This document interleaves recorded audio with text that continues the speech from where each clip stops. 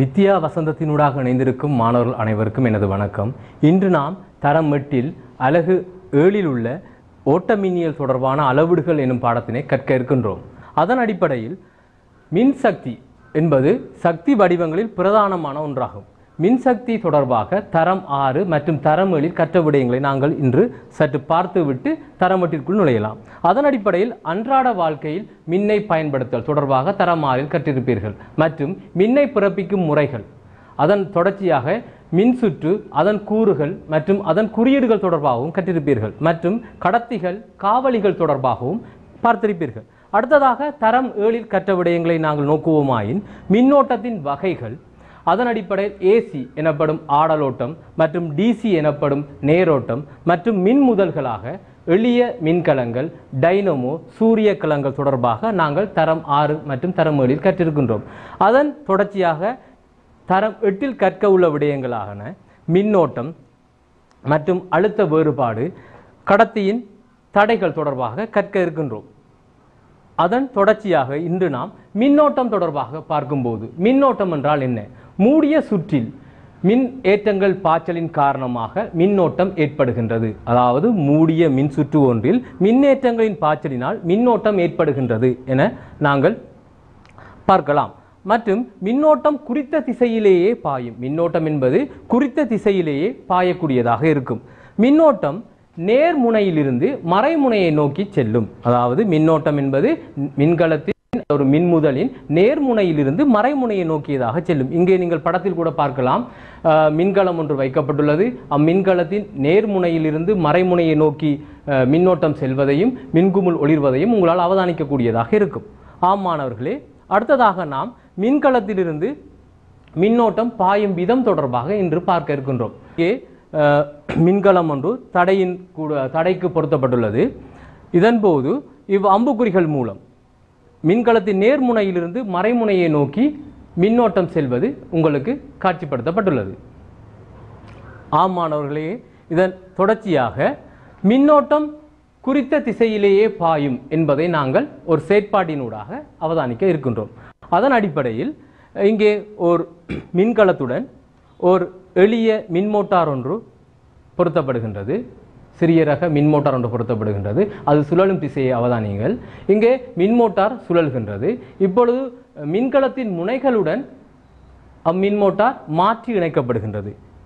மின்கலத்தின் முனைகளை மாற்றி இணைக்கும் போது அதன் சுழற்சி திசை மாறுவதை நீங்கள் அவதானிப்பீர்கள். இது சுழற்சி திசை மாறுவதற்கு காரணம் என்ன என நாங்கள் அவதானிக்கும் போது, இதற்கு அடிப்படை காரணமாக மின்கலங்களின் முனைகள் மாற்றி இணைக்கப்பட்டதுதான் காரணமாக அமைகின்றது. மின்கலத்தின் முனைகளை நாங்கள் மாற்றி இணைக்கும் போது மின்னோட்டத்தின் திசையும் மாறுவதன் காரணமாக அதன் சுழற்சியின் திசையும் மாறுகின்றது.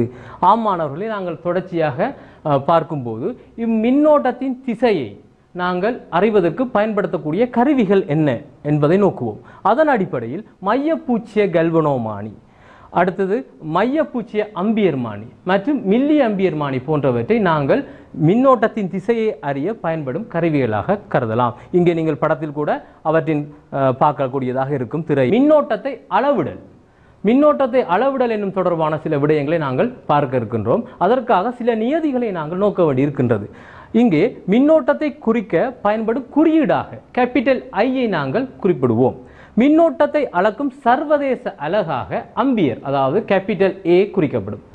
மின்னோட்டங்களை அளக்க மில்லி அம்பியர், அதாவது சிறிய மின்னோட்டங்களை முக்கியமாக கவனிக்க வேண்டும். சிறிய மின்னோட்டங்களை அளக்க மில்லி அம்பியர் மற்றும் மைக்ரோ அம்பியர் போன்ற அலகுகள் இங்கே பயன்படுத்தப்படுகின்றன.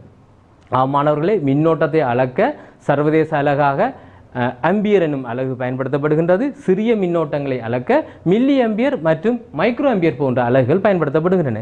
இங்கே 1000 மில்லி அம்பியர் என்பது ஓர் அம்பியராக கருதப்படும் மற்றும் 1000 மைக்ரோ அம்பியர் என்பது ஒரு மில்லி அம்பியராக கருதப்படும். இதை நீங்கள் ஞாபகம் வைத்துக் கொள்ளுங்கள்.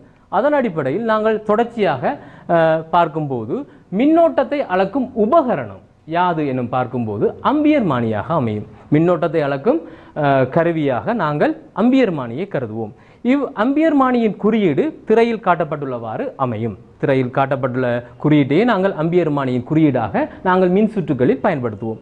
சிறிய மின்னோட்டத்தை அளக்க பயன்படும் மில்லி அம்பியர்மானி, மற்றது சிறிய மின்னோட்டங்களை அளக்க இன்னும் ஒன்றாக நாங்கள் மைக்ரோ அம்பியர்மானி போன்றவற்றையும் நாங்கள் சிறிய மின்னோட்டங்களை அளக்க பயன்படுத்தலாம். மற்றதாக அம்பியர்மானி, அதாவது அம்பியர்மானி யாதாக இருப்பினும், மில்லி அம்பியர்மானியாக இருக்கலாம், மைக்ரோ அம்பியர்மானியாக இருக்கலாம், யாதாக கருதும் இடத்திலும் அம்பியர்மானியின் சிவப்பு நிறத்தால் காட்டப்பட்டுள்ள முனை நேர்முனையாகவும் கருப்பு நிறத்தால் காட்டப்பட்ட முனை மறைமுனையாக கருதப்படும். இதை நீங்கள் ஞாபகப்படுத்தி வைத்துக் கொள்ள வேண்டும். செயற்பாட்டின் போது இதுகள் உங்களுக்கு முக்கியமாக தேவைப்படும். அடுத்ததாக ஒரு மின் வளங்களின் போது அம்பியர்மானியை எவ்வாறு இணைத்தல் என்பதை நாங்கள் இங்கே பார்க்க போகின்றோம். நேர்முடிவிடத்தை, அம்பியர்மானியின் நேர்முடிவிடத்தை மின்கலத்தின் நேர்முடிவிடத்துடனும், அதாவது ஒரு மின் வளங்கள் அல்லது ஒரு மின் முதலின் நேர்முடிவிடத்துடன் அம்பியர்மானியின் நேர்முடிவிடத்தையும் அம்பியர்மானியின் முடிவிடத்தை மின்கலத்தின் மறைமுடிவிடத்துடன் இணைக்க வேண்டும். மற்றதாக மின்னோட்டத்தை அளப்பதற்காக பயன்படுத்தும் அம்பியர்மானியை எதன் மின்னோட்டத்தை நாங்கள் அளக்க வேண்டுமோ அதனுடன் தொடராக இணைக்க வேண்டும், அல்லது அச்சுற்றில் அம்பியர்மானி கட்டாயமாக தொடராகவே இணைக்கப்பட்டிருக்க வேண்டும். அப்போதுதான் அம்பியர்மானியின் மூலம் நாங்கள் வாசிப்பை பெற முடியும். ஆம் மாணவர்களே, இங்கே உங்களுக்கு அம்பியர்மானி மூலம் அம்பியர்மானியை எவ்வாறு சுற்றில் ஒன்றில் இணைப்பது தொடர்பாகவும் அதன் மூலம் எவ்வாறு வாசிப்பை பெறுவது தொடர்பாக நாங்கள் இங்கே பார்க்க இருக்கின்றோம். இங்கே மாணவர்கள் நீங்கள் பார்க்கலாம், மின்கலத்தின் நேர்மறை முனையுடன் ஒரு மின்குமிழ் இணைக்கப்பட்டுள்ளது. மின்கலத்தின் மறைமுனையுடன் அம்பியர்மானி இணைக்கப்படுகின்றது மற்றும் மின்கலத்தின் நேர்முனையுடன் அம்பியர்மானியின் நேர்முனை இணைக்கப்படுகின்றது. இப்பொழுது மின்குமிழ் ஒளிர்கின்றது. அதன் போதான மின்னோட்டத்தின் வாசிப்பை அம்பியர்மானி காட்டக்கூடியதாக உள்ளது. இவ்வாறே நாங்கள் மின்னோட்டத்தை அளக்கலாம். அதன் அடிப்படையில் நாம் அழுத்த வேறுபாடு, அதாவது மின்னழுத்த வேறுபாடு தொடர்பாக நாங்கள் பார்க்க இருக்கின்றோம். ஒரு மின் சுற்றில் மின்னழுத்த வேறுபாடு காணப்படும் போது மாத்திரமே அதனூடாக மின்னோட்டம் செல்லக்கூடியதாக இருக்கும். மின்னோட்டம் பாய்வதற்கு மின்னழுத்த வேறுபாடு காணப்பட வேண்டும். மின்னழுத்த வேறுபாடு கூடிய முனையிலிருந்து குறைந்த முனையை நோக்கியே மின்னோட்டம் பாயும். எப்பொழுதும் மின்னழுத்த வேறுபாடு கூடிய முனையிலிருந்தே குறைந்த முனையை நோக்கி மின்னோட்டம் பாயும். அதன் அடிப்படையில் ஒரு உலர் மின்கலத்தை நீங்கள் கருதுவீர்களாக இருந்தால் உலர் மின்கலத்தில் நேர்முனையிலிருந்து மறைமுனையை நோக்கி மின்னோட்டம் பாயும் என நீங்கள் பார்த்திருப்பீர்கள். இங்கே நேர்முனையிலிருந்து மறைமுனைக்கு மின்னோட்டம் பாய வேண்டும் எனின் உலர் மின்கலத்தின் நேர்முனை மின்னழுத்தம் கூடியதாகவும் மறைமுனை மின்னழுத்தம் குறைந்ததாகவும் காணப்பட வேண்டும். இதனாலே தான் உலர் மின்கலத்தின் நேர்முனையிலிருந்து மறைமுனையை நோக்கி மின்னோட்டம் பாய்கின்றது. ஆம் மாணவர்களே, இங்கே நீங்கள் அதை தெளிவாக இன்னும் பார்க்கக்கூடியதாக இருக்கும். மின்னழுத்தம் கூடிய நேர்முனையிலிருந்து மின்னழுத்தம் குறைந்த மறைமுனையை நோக்கி மின்னோட்டம் செல்வதை இங்கே உங்களுக்கு திரையில் காட்சிப்படுத்தப்பட்டுள்ளது. ஆம் மாணவர்களே, தொடர்ச்சியாக மின்னழுத்த வேறுபாட்டை அளத்தல் போன்ற விடயத்தை நாங்கள் பார்க்க போகின்றோம். மின்னழுத்த வேறுபாட்டை அளக்கும் அலகாக வோல்ட் அமையும். மின்னழுத்த வேறுபாட்டை அளக்க பயன்படும் உபகரணம் எது என கருதும் போது வோல்ட்டுமானியாக நாங்கள் அமையும். வோல்ட்டுமானியாக நாங்கள் மின்னழுத்த வேறுபாட்டை அளக்க பயன்படும் கருவி வோல்ட்டுமானி ஆகும். அதன் குறியீடு இங்கே திரையில் காட்டப்பட்டுள்ளவாறே அதன் குறியீடு உங்களுக்கு அமையும். ஆம் மாணவர்களே, இங்கே உங்களுக்கு வோல்ட்டுமானி ஒன்று காட்சிப்படுத்தப்பட்டுள்ளது. இந்த வோல்ட்டுமானியின் சில நியதிகள் உள்ளன, அதை நாங்கள் பார்ப்போம். இங்கே சிவப்பு நிறத்தினால் காட்டப்பட்டுள்ள முனை வோல்ட்டுமானியின் நேர்முனையாகவும் கருப்பு நிறத்தால் காட்டப்பட்ட முனை வோல்ட்டுமானி மறைமுனையாகவும் அமையும். இரு முனைகளுக்கும் இடைப்பட்ட, அதாவது இரு முனைகளுக்கு இடைப்பட்ட அழுத்த வேறுபாட்டை நாங்கள் அளக்க வேண்டுமாக இருப்பின் ஒரு மின்சுற்றில் இவ்வோல்ட்டுமானியை அவ்விரு முனைகளுக்கும் சமாந்தரமாக இணைக்க வேண்டும். ஒரு உபகரணமாக இருப்பினும் சரி, ஒரு மின் சுற்றாக இருப்பினும் சரி, சுற்றின் அல்லது உபகரணத்தின் குறுக்கே உள்ள மின்னழுத்த வேறுபாட்டை நாங்கள் அளப்பதற்கு சுற்றில் அல்லது உபகரணத்திற்கு சமாந்தரமாக இவ்வோல்ட்டுமானிகளை நாங்கள் இணைக்க வேண்டும். அதன் அடிப்படையில் இங்கே உங்களுக்கு ஒரு மின்கலத்துடன் மின்குமிழ் இணைக்கப்பட்டுள்ளதையும் அதற்கு சமாந்தரமாக, அதாவது மின்குமிழுக்கு குறுக்கே உள்ள மின்னழுத்த வேறுபாட்டை அளப்பதற்கு மின்குமிழுக்கு சமாந்தரமாக வோல்ட்டுமானி இணைக்கப்பட்டிருப்பதையும் நீங்கள் பார்க்கலாம். இவ்வாறு இணைத்தால் மாத்திரமே வோல்ட்டுமானியின் மூலம் எம்மால் வாசிப்பை பெற முடியும். இதில் இன்னொன்றை நீங்கள் பார்க்கலாம். மின்கலத்தின் நேர்முனையுடன் சிவப்பு முனை இணைக்கப்பட்டிருப்பதையும் மின்கலத்தின் மறைமுனையுடன் வோல்ட்மானியின் கருப்பு நிறத்தால் காட்டப்பட்டுள்ள மறைமுனை இணைக்கப்பட்டிருப்பதையும் நீங்கள் அவதானிக்கக்கூடியதாக இருக்கும். ஆம் மாணவர்களே, இங்கே மேலும் அதை தொடர்பாக தெளிவாக பார்க்கும்போது இங்கே உங்களுக்கு உலர் மின்கலத்துடன் ஒரு சுற்று மூடிய சுற்று ஒன்று காட்டப்பட்டுள்ளது. இங்கு மின்குமிழ் இணைக்கப்பட்டுள்ளது. மின்கலத்தின் நேர்முனையிலிருந்து மறைமுனையை நோக்கி மின்னோட்டம் பாய்கின்றது. மின்குமிழின் கூடாக பாயும் மின்னழுத்த வேறுபாடு, மின்குமிழுக்கு குறுக்கேயான மின்னழுத்த வேறுபாட்டை நாங்கள் பார்ப்பதற்கு அதனூடாக வோல்ட்மானியை நாங்கள் சமாந்தரமாக இணைக்க வேண்டும். சமாந்தரமாக இணைக்கப்பட்டுள்ள விதம் இங்கே காட்டப்பட்டுள்ளது. ரைட். அடுத்ததாக நாங்கள் மாணவர்களே ஒரு முழுமையான ஒரு சுற்று ஒன்று உங்களுக்கு காட்டப்பட்டுள்ளது. இச்சுற்றினூடாக பாயும் மின்னோட்டத்தையும் மின்னழுத்த வேறுபாடையும் எவ்வாறு அறிதல் என்பதை பார்க்கும்போது இச்சுற்றில் நீங்கள் நன்றாக பார்த்தால் உங்களுக்கு தெரியும், மின்குமிழுடன் அம்பியர்மானி தொடராக இணைக்கப்பட்டிருப்பதையும் மின்குமிழுக்கு சமாந்தரமாக வோல்ட்மானி இணைக்கப்பட்டிருப்பதையும் உங்களால் அவதானிக்கக்கூடியதாக இருக்கும். இவ்வாறு இணைப்பதன் மூலமாகவே எம்மால் அம்பியர்மானியின் வாசிப்பையும் வோல்ட்மானியின் வாசிப்பையும், அதாவது மின்னோட்டத்தையும் அளவையும் மின்னழுத்த வேறுபாட்டின் அளவையும் எம்மால் அளந்து கொள்ளக்கூடியதாக இருக்கும். அதன் தொடர்ச்சியாக மாணவர்களே சில விடயத்தை நாங்கள் பார்க்கும்போது நாங்கள் அன்றாட வாழ்வில் பயன்படுத்தப்படும் சாதாரண உலர் மின்கலத்தின் வோல்ட் அளவு 1.5 வோல்டேஜாக எப்போதும் அமையும். மற்றும் 6 மின்கலங்களை உள்ளடக்கிய ஒரு வாகன பேட்டரியின் முனைகளுக்கு இடையிலான மின்னழுத்த வேறுபாடு 12 வோல்டேஜாக அமையும். இதை தவிர சில வோல்ட்டுகளை உடைய, அதாவது மின்னழுத்த வேறுபாட்டினை உடைய மின்கலங்கள் உங்களுக்கு தரப்பட்டுள்ளன. கீழே அன்றாட வாழ்வில் நீங்கள் பயன்படுத்தப்படும் உலர் மின்கலம் 1.5 வோல்டேஜ் உடைய உலர் மின்கலமும் மற்றும் 3 வோல்டேஜ் உடைய இம்மின்கலமும் தரப்பட்டுள்ளது. இது கூடுதலாக கணனியின் உதிரிப்பாகங்கள், உங்கள் விளையாட்டு உபகரணங்களில் மணிக்கூடுகள் போன்றவற்றில் இது பயன்படுத்தப்படும். மற்றும் 9 வோல்டேஜ் உடைய ஒரு உலர் மின்கலம் தரப்பட்டுள்ளது. மற்றதாக உங்கள் வாகனங்களில் பயன்படுத்தப்படும் சேமிப்பு மின்கலமான 12 வோல்டேஜ் மின்கலம் உங்களுக்கு காட்சிப்படுத்தப்பட்டுள்ளது. ஆம் மாணவர்களே, நாங்கள் அடுத்ததாக கடத்தியின் தடை தொடர்பாக நாங்கள் பார்க்க இருக்கின்றோம். கடத்தியின் தடை, அதாவது தடை என்றால் என்ன, மின் தடை என்றால் என்ன? கடத்தியொன்றின் ஊடாக மின்னோட்டம் பாயும் போது அதற்கு எதிராக கடத்தியினால் ஏற்படுத்தப்படும் எதிர்ப்பே தடை எனப்படும். அதாவது கடத்தியொன்றின் ஊடாக பாயும் மின்னோட்டத்தின் மீது கடத்தியினால் ஏற்படுத்தப்படும் எதிர்ப்பு தடை எனப்படும். இத்தடை பல்வேறு தடைகள், தடை என்பது ஓர் பௌதிய கணியமாகும். இதை தொடர்பாக நாங்கள் அடுத்த தொடர்ச்சியாக பார்ப்போம். தடை ஈகள் பல்வேறு வகைகளில் காணப்படுகின்றன. இங்கே அதன் உருவங்கள், மாதிரி படங்கள் உங்களுக்கு காட்சிப்படுத்தப்பட்டுள்ளன. இதை நீங்கள் பார்த்து அறிந்து கொள்ளலாம். அடுத்ததாக தடை தொடர்பாக சில விடயங்களை நாங்கள் நோக்குவோம். கடத்தி ஒன்றின் தடை அதிகரிக்கும் போது அதனூடாக பாயும் மின்னோட்டத்தின் அளவு குறைவடையும்.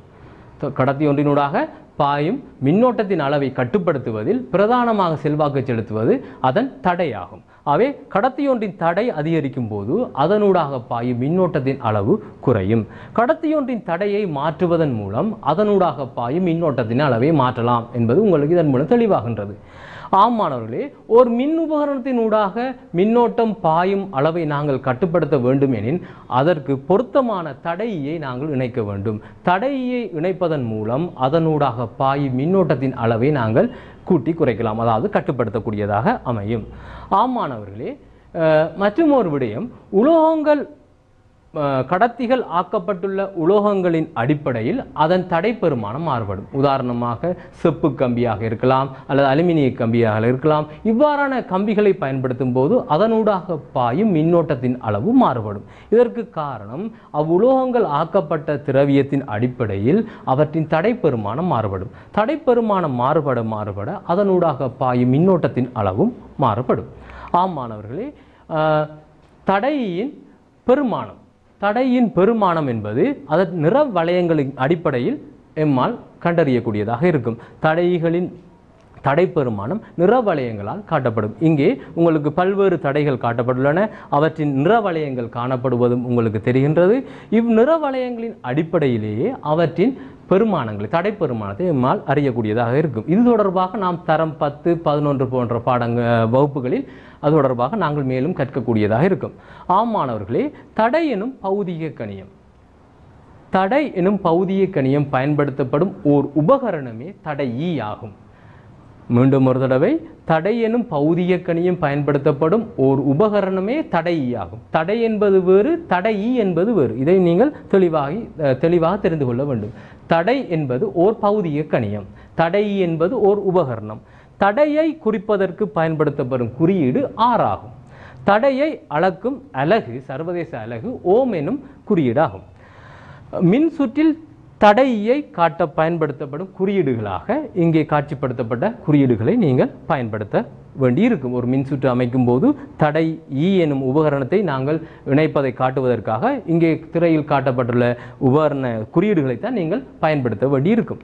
ஆம் மாணவர்களே, தொடர்ச்சியாக நாங்கள் கற்ற விடயத்தின் தொகுப்பை பார்ப்போம். அதன் அடிப்படையில் நாங்கள் மின்னோட்டம் தொடர்பாக பார்த்தோம். அதாவது மின்னோட்டம் என்றால் என்ன, மின்னோட்டம் எவ்வாறு உருவாகும், அதாவது ஏற்றங்கள் பாயும் போது மின்னோட்டம் உருவாகும், மின்னோட்டமானது குறித்த திசையில், அதாவது மின்கலத்தின் நேர்முனையிலிருந்து மறைமுனையை நோக்கி பாயும் என விடயங்களை பார்த்தோம். மின்னோட்டத்தை எவ்வாறு அளக்கலாம் என பார்த்தோம். அதன் குறியீடு ஏ எனவும் அதை அளக்கும் அலகு அம்பியர் எனவும் பார்த்தோம். மின்னோட்டத்தை அளக்கும் அம்பியர்மானியை சுற்று ஒன்றை தொடராக இணைக்க வேண்டும் எனும் தொடர்பாகவும் பார்த்தோம். மற்றும் மின்னழுத்த வேறுபாடு, அதாவது மின்னழுத்த வேறுபாடு காணப்படும் போது மாத்திரம்தான் அதனூடாக மின்னோட்டம் பாயும் எனும் விடயத்தை பார்த்தோம். மின்னழுத்த வேறுபாட்டை நாங்கள் அளத்தல் தொடர்பாக பார்த்தோம். மின்னழுத்த வேறுபாட்டை அளப்பதற்காக நாங்கள் வோல்ட்டுமானி எனும் உபகரணத்தை பயன்படுத்துவோம். வோல்ட்டுமானியை எப்பொழுதும் சுற்றுக்கு சமாந்தரமாக இணைக்க வேண்டும். வோல்ட்டுமானியை சமாந்தரமாக இணைப்பதன் மூலம்தான் மின்னழுத்த வேறுபாட்டை அளக்கலாம் எனவும் பார்த்தோம். மற்றும் கடத்திகள் தொடர்பாக பார்த்தோம். கடத்தியின் தடைகள் தொடர்பாக பார்த்தோம். கடத்தியின் தடைகளை பார்க்கும்போது தடை என்பது அலகு ஓம் எனவும், தடை என்பது அதனூடாக ஒரு கடத்தினூடாக பாயும் மின்னோட்டத்தை எதிர்க்கும் ஒரு ஆற்றல் எனவும் பார்த்தோம். தடை என்பது ஒரு பௌதிக கணியம் எனவும், தடையை கொண்ட ஒரு உபகரணமாக தடை அமையும் என்றும் பார்த்தோம். ஆம் மாணவர்களே, இன்று நாங்கள் கற்ற விடயத்தின் அடிப்படையில் உங்கள் பாடப்புத்தகத்தில் உள்ள பயிற்சிகளை உங்களால் வெற்றிகரமாக செய்ய முடியும் என நான் நம்புகின்றேன். அதன் அடிப்படையில் மற்றும் ஒரு வித்யா வசந்தம் நிகழ்ச்சியினூடாக உங்களை சந்திக்கும் வரை விடைபெறுகின்றேன். நன்றி, வணக்கம்.